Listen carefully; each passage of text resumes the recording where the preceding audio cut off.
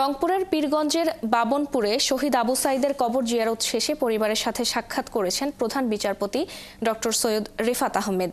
রবিবার প্রধান বিচারপতি শহীদ আবু সাঈদের পরিবারের সাথে দেখা করে হত্যাকাণ্ডের সাথে জড়িতদের দৃষ্টান্তমূলক শাস্তি নিশ্চিত করা হবে বলে জানান। এ সময় আবু সাঈদের পরিবার দাবি জানায়, এই হত্যাকাণ্ডে যারা জড়িত শুধু তারাই যেন এই মামলায় অন্তর্ভুক্ত হয় এবং শাস্তি পায়। নিরপরাধ মানুষ যেন শাস্তি বা হয়রানির শিকার না হয় সেদিকে লক্ষ্য রাখার কথাও বলেন তারা।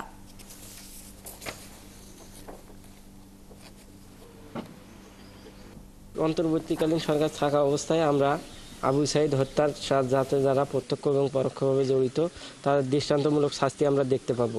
যারা অপরাধী তারাই শাস্তি পাবে, আর যারা নিরপরাধী তারা যেন শাস্তি না পায় এটা আমরা দাবি করছি।